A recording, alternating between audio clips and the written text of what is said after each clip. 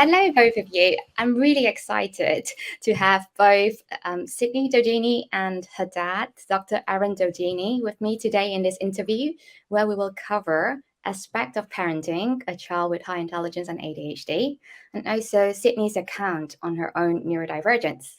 And can we start with maybe Sydney, can you introduce yourself, your name, where you're currently based, and what neurodivergence you identify with? My name is Sydney Dodini. I'm currently a college student living in Utah, although I was born and raised in Washington, D.C., and I was diagnosed with ADHD when I was 19 years old in 2020. Right. Aaron, can you introduce yourself in your professional capacity and as a dad to Sydney, and where are you based? Yeah, thank you. I am Sydney's dad, which is one of the great honors of my life. We have 4 children. Sydney's the eldest and the only daughter, and that makes her special as well. I'm a clinical psychologist and a licensed marriage and family therapist. I've been practicing in Arlington, Virginia, which is just outside of Washington, D.C., for about the past 23 years. Been married for 25 years, and for the last 12 years, really been focusing a lot more on adult ADHD and doing, in particular, evidence-based assessments using tools that I think are more effective than the subjective measures that we've often had to use for diagnosing ADHD. And it allows us to get more granular data, more valid data, objective data on which to make these treatment recommendations and help people get the support they need. I'm the founder of Dodini Behavioral Health, and we are multidisciplinary. We have psychologists, social workers, family therapists, counselors who do a variety of different things, ADHD being one part of it. Thank you so much, Aaron. That's a really good introduction. I wanted to start this sort of three-way interview with Aaron. I know that in our previous interview, we talked about, how Sydney was diagnosed with ADHD when she left for college, and no one knew until that point. and so obviously we had a public service announcement there, to sort of help everyone understand what ADHD can look like, because it's often so complex. And so as a parent with a newly diagnosed young adult with ADHD, what do you wish you had known sooner about Sydney that could perhaps have helped her? Yeah. Well, I wish I'd known sooner that she had ADHD.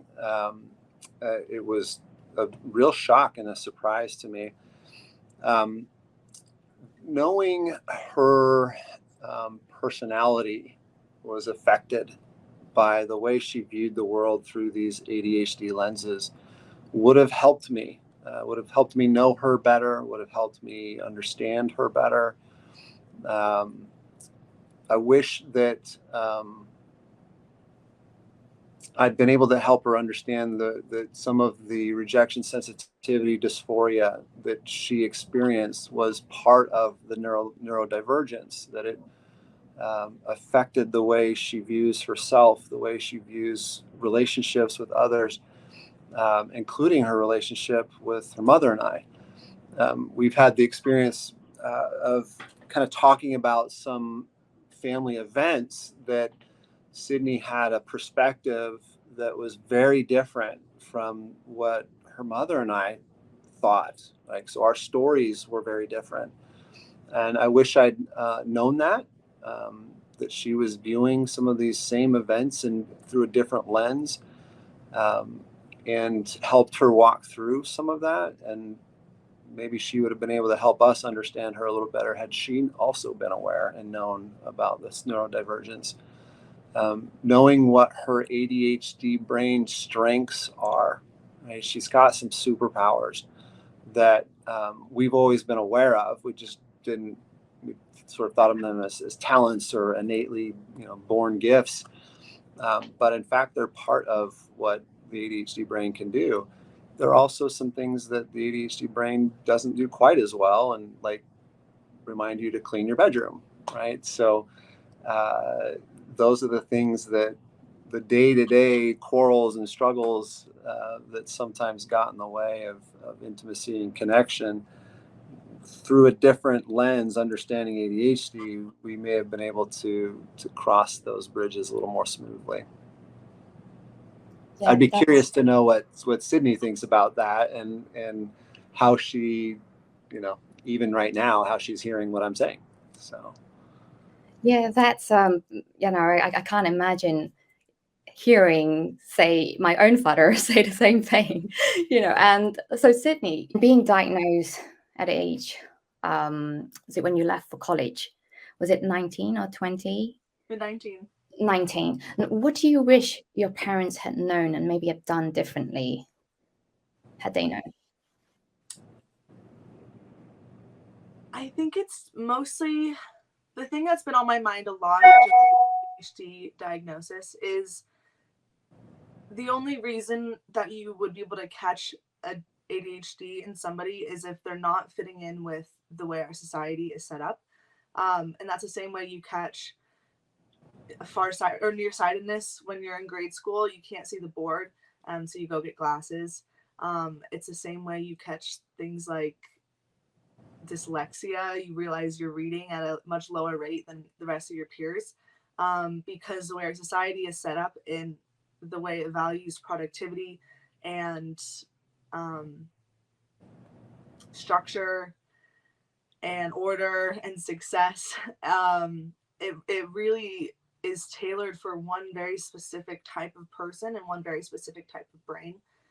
So I've always looked at it in a way of, it's not that I don't necessarily fit in, it's that the world wasn't really meant for me. And so I have to work twice as hard. So something that I think I would have just would have helped me growing up without a diagnosis is realizing that I am working twice as hard, and understanding when I'm not reaching the level of production of my peers. It's not necessarily that something's wrong with me. It's not necessarily that I have to do more. It's just sort of the way it is. And I have a lot of aspects of perfectionism and anxiety that come along with ADHD and with production, and feeling like I need to work so hard and get everything done.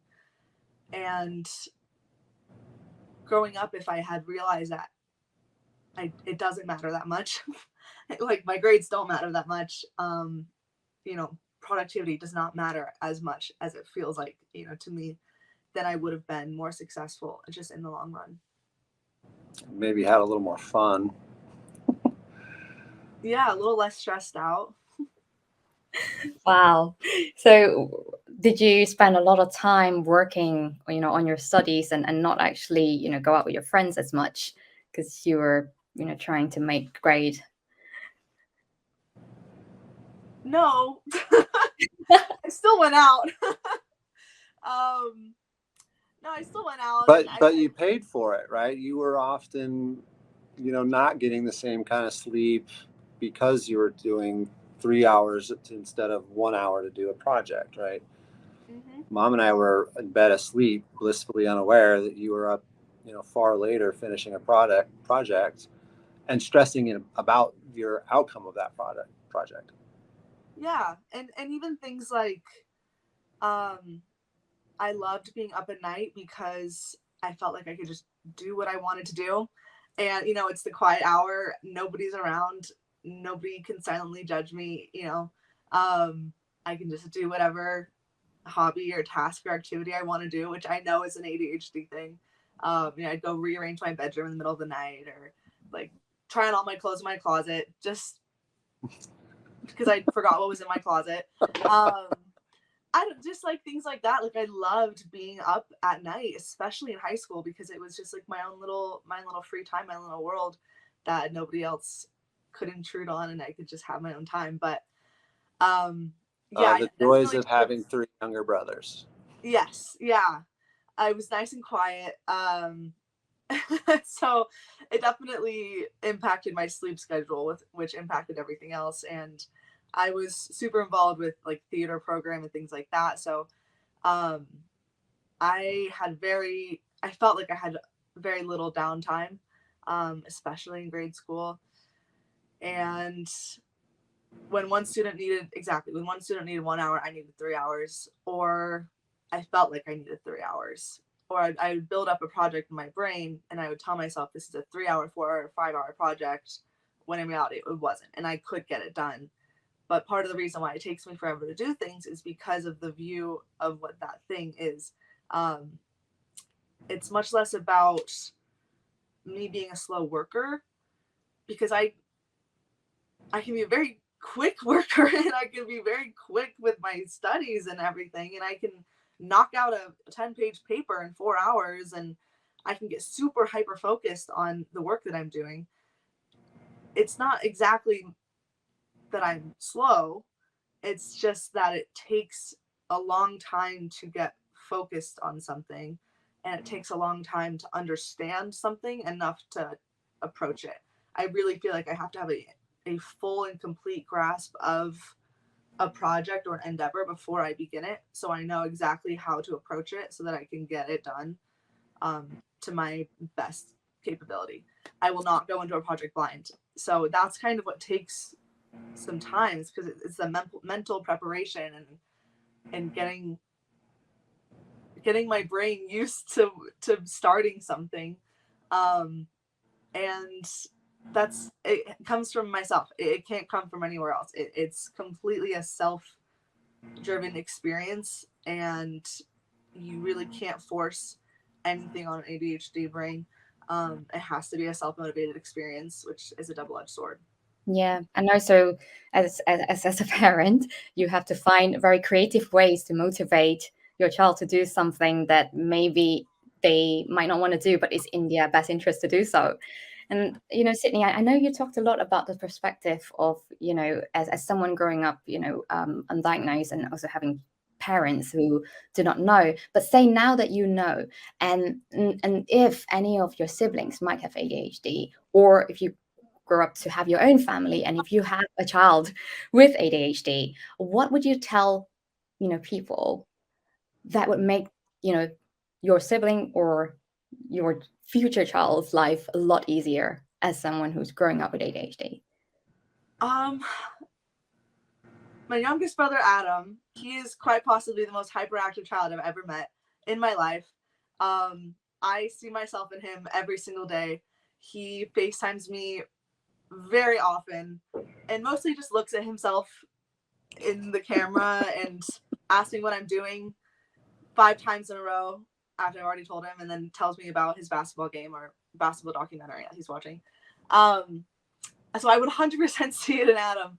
And I think there's a fear for a lot of parents of very young children that are starting to show very clear ADHD signs, where it's like, I don't want to pump my kid full of drugs. I don't want him to turn into, this whatever, like zombie, I just want him to be a kid kind of thing, which I understand. I mean, I'm not a parent, but I think people who don't have ADHD or don't have experience with ADHD don't understand how big a difference just a diagnosis can make. It doesn't matter if you're getting medicated or if you're getting accommodations, or really any extra thing that comes along with a diagnosis. I think the diagnosis is the most impactful thing, especially for someone who's young and navigating public school. It just, especially like where I grew up, it was very, very competitive and high stress environment. It was a very highly academic place. So if I had gone into middle school, I mean, I am mostly thinking about 8th grade. I had this geography class, and we had map quizzes where we basically just had to memorize a map and throw it down on a blank piece of paper, which I actually loved studying for because it was super easy and simple, and I felt like I could check boxes and everything. But I would get violently ill before geography class, every time we had a test. And I would call my mom in the bathroom every single time saying, please come pick me up. I'm so sick. I'm going to throw up. I feel so sick. I feel awful. She's like, okay, well, your quiz is coming up. Just finish your quiz and then I'll come get you. And then I finish my quiz and I'd be like, oh, I'm good now. You don't need to come get me. And I had no idea why that was happening. I just figured I was eating something bad every time I happened to have a quiz. I didn't realize it was connected to, anxiety and this perfectionism and this stress over performance. And if I had known that, I would have approached schoolwork very differently and approached just my education very differently. I mean, high school really is the foundation of the rest of your life. It's frustrating to me, but I mean, in the US, the reality is like when you are 16 and 17 years old, you're making decisions that set up your college experience and your career experience, things like that. Just in the way of how fast paced and extreme it is to get people into the workforce. So knowing my strengths, knowing my weaknesses, knowing what I needed to succeed rather than just floundering and trying everything would have saved a lot of time and energy and stress. So I think just getting a diagnosis is really important. If you're noticing, and it doesn't, I mean, if you're noticing things that are a little bit different, if your kid is super spacey, if your kid is, super fidgety, asks you the same question over and over again, hyperfixates. I mean, my little brother Adam, he is obsessed with basketball. If there's a game day, he asks my mom every 30 minutes up until his game for about 12 hours when his game is. It's like, when are we getting in the car? When are we going? When are we going? I'm ready to go. Things like that, like that's not necessarily typical behavior for a kid. So noticing those things and being like, oh, that's a little bit strange. And that might not just be my son's personality, my daughter's personality, or my child's personality. It might be something that's a little bit weird. Like, I think that's important. So let me aware. jump in here real quick, Sydney. One of the things that's interesting to me is just listening to the way you're describing both yourself and Adam. There is, in some ways, an ableism sneaking into it, right? It's a little bit weird, or it's not normal, or these kinds of things, and even your perception of yourself of having been floundering. Nobody in your sphere would have said that you were floundering, right? No one perceived that, but you did, and you felt as if you were floundering. We certainly now know that you were working harder than a lot of your peers. We didn't really understand that before, but the perception of self, right? The way that perfectionism comes in, the belief, the perception of what you think other people are expecting of you. That's a significant portion of the ADHD experience that I don't think we talk much about in the US. In the UK, it's talked about all the time. But the way that ADHD sneaks into our perceptions of ourselves and our judgments of ourselves, I think is pernicious. And even now, even knowing the diagnosis, even having worked as hard as Sydney has on being compassionate with herself and more accepting, that language still sneaks in. Those judgments still sneak in. And I think it's hard as a parent to both want them to find success and to feel successful and do well in school and all of their extracurricular stuff, and to support them in it. But in some cases, that's perceived as expectation or pressure, which inadvertently actually diminishes performance. Or like Sydney was alluding to, you get 99% of it knocked out in the first hour, and then it's the next 3 hours of perseverating on the 1% that you didn't quite get right. So all of this, I think it's so ingrained into our ableism, the perceptions we have of what's the right, what's the wrong, what's typical, what's atypical, and I think probably a lot of the work that you're doing, Samantha, in helping us understand what neurodivergence is and how there are real strengths and assets, but that in society we often view them through the able lens. Yeah, no, completely, Aaron. I mean, you are, I can hear that, both like you and your wife sounds like very nurturing parents, and you want your child, to do what they love to do, and also, do it in the way that they can. And, what you say about it being perceived as, some like extra expectations, it can't be helped because if we have tried so hard to just to stay afloat in the system, like you said, in education, and there is so much that goes behind it, in the internal lives of a woman with ADHD and anyone who fly under the radar, that you've gotten used to just doing so much, and people can't see the invisible effort and invisible barrier that goes behind it. And that's why, I mean, Sydney's quite, I mean, I know you were diagnosed later than you should, but you're still like earlier than so many of us. I was diagnosed 2 years ago, and that is like, for me, it feels late because I've done the whole thing, high school, university, jobs after jobs after jobs after jobs, and parenting. And here I am. But I'm just glad that I found out in time for me to help my daughter. And like, it is how societies organize itself, and that's why we're hoping to shake things up a little, and just because you and I are talking about this, we all are in some ways working in the field of ADHD, but outside of this room, this virtual room, it is not as common to talk about it, and it's still seen very stigmatized, that people are talking hush hush in school, or maybe in the US it's a little bit different.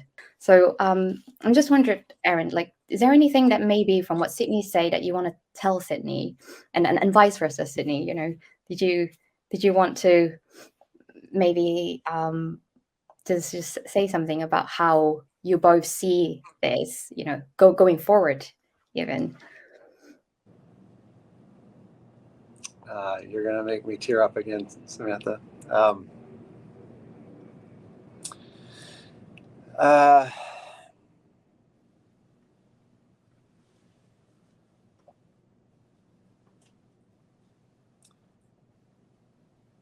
well,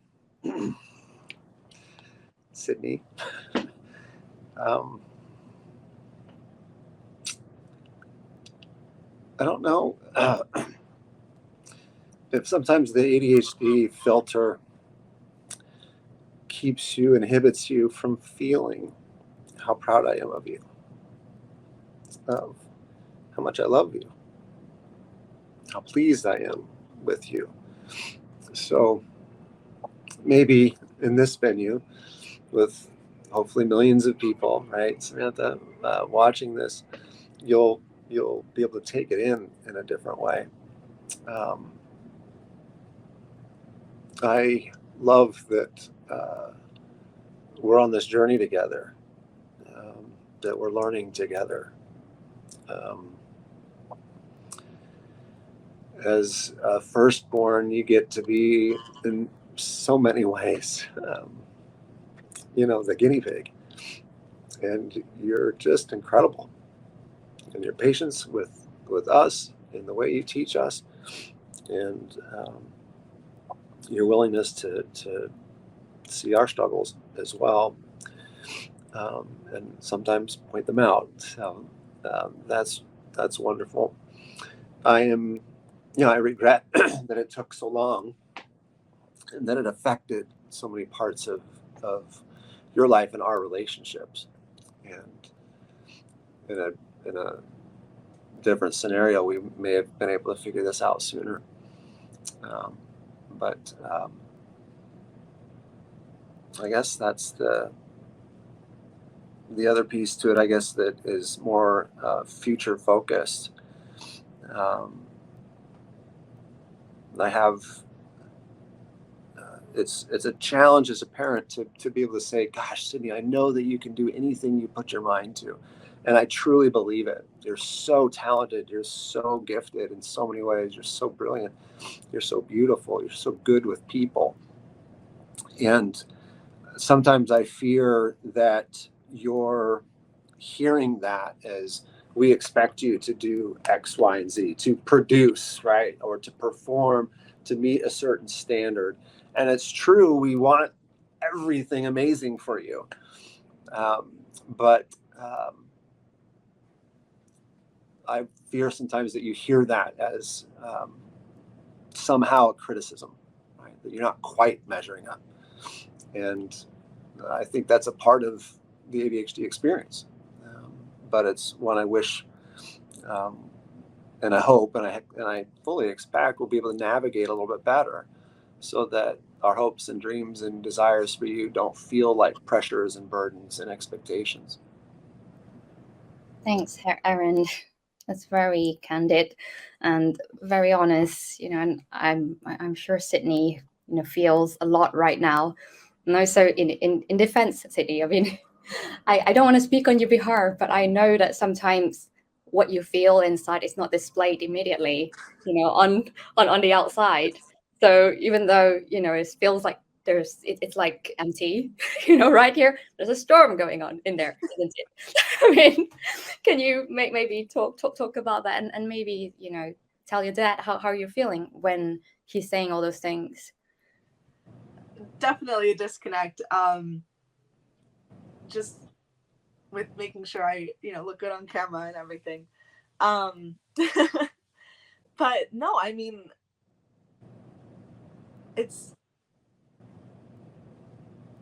I appreciate that you said the ADHD filter, because I'm not delusional. There's a difference between having, perfectionism tendencies and a lot of anxiety and intrusive thoughts and things like that, versus just being delusional and not being able to see and not being able to understand and things like that. And I think that's kind of where it gets really frustrating, because I can see these things, and it's almost like my brain is just fighting back and trying to disagree with that, which is challenging. So, I mean, again, my head, of course. I mean, everybody gets in their head, but I also think that if I had been in a different circumstance, I could have never caught ADHD, or I could have never understood ADHD. I mean, it was such an important position when I was diagnosed, and I have all of the privileges to understanding mental health, and having a psychologist father is obviously an extreme privilege, and having a free testing service is obviously an extreme privilege. And I've always viewed it as, I'm just so grateful that I was able to be tested, and that I was able to have those privileges at my fingertips. And where I am now with understanding mental health and being able to navigate it from a personal perspective and a professional and academic perspective is just primed me so much for my future. And it doesn't feel as much as an inhibitor. It just mostly feels like a different rule book that I can now use going forward. And for that, I'm super grateful. Thank you, Sydney. Well, that's really heartfelt and also very positive, to end on. And I think that we're all trying our best here to understand each other. And personally, I feel like you're both working together. So that sounds like things have been going great. And personally, I haven't had the chance to actually tell and have this conversation with my own parents, and so I don't know what that's going to be like. As Aaron was saying, when you're telling Sydney about how great she is, you think it might be perceived as expectation, but sometimes because of the things that we're already, telling ourselves to do, it can incite some sort of defiance when it comes from an authority figure, that you've had your whole life, and it doesn't have any, it's not to say that you haven't been great parents. It's just that because being as parents, you have to do at some point in their lives what's good for them, even though it might not be what sounds the best. And because of that, unfortunately, we are going to be the bad cops sometimes. But it does sound like Sydney really looks up to you, and really see value in your work as well. Yeah, I think that part of what you're saying too, Sam, is that there's the component here that's ADHD, and there's also the component that's just adult development, right? And navigating the the I don't know, the boundaries, if you will, of what good parenting is, right? Gone are the days when we can tell her that she needs to be home by midnight every night, right? But we still want to tell her the things that we know, quote unquote, will help her avoid pain or challenges or struggles. And yet we also know that that's how we learn. It's going through those things. So it's a balancing act of individuation along with navigating ADHD, and it's fascinating to me that we're doing it at this stage of her development. I desperately wish we'd figured it out probably in 7th grade so that we could have handled 8th grade a lot better. But my 8th grade years was horrific as well. So maybe it's a genetic thing. But I spend a lot of time, when we're doing ADHD testing, we're focusing on adults. And I can't tell you how many times I'm working with somebody who is in their 40s or 50s, and for the first time getting these diagnoses.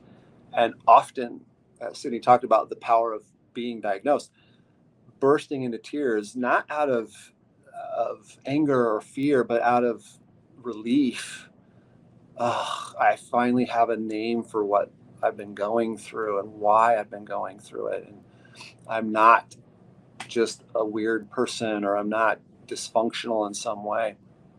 So it's one of the great joys of my professional life to be able to have a reach to let people know. And because we do this all virtually, you literally can reach people all over the country, if not the world, and help them get some understanding of their neurodivergence and how they can work with themselves a little more effectively with a lot more compassion. So it's I'm glad it's happened now. It's always better late than never. And for those parents who are looking at this and watching this and saying, gosh, I think my kids have ADHD, it's probably true that you might too, right? So many of us come to this understanding later in life because we're seeing it in our kids. So that happens all the time. Oh, I was learning about ADHD because kid was just recently diagnosed, and lo and behold, I started thinking I might have it. So, are you telling her something? I think she suspected that for a long time, but it's there are certainly ways in which I'm coming to terms with the way my brain works, right, and some of my own strengths and weaknesses, and so yeah, maybe I am. Yeah, well, I completely resonate with that. Everything you said about being late diagnosed and looking at yourself, from seeing your own child being diagnosed, and the part about just bursting into tears, very familiar with that. Sometimes doesn't even need a trigger. Just someone who's being nice to you can do that, and it's, yeah, miraculous how the tear ducts work. Thank you so much, both. Really lovely conversation. I know this conversation is going to be really well received, and people are going to really find so much from it and love, both your honesty. And we will go into Sydney's interview after this. So thank you for being here and sharing this room with me today. Wonderful. Thank you, Samantha. It's honestly a pleasure and an honor. Thanks. Thank you. Thank you so much. Good luck, Sydney. Love you. Love you. Bye. Don't forget to like and subscribe.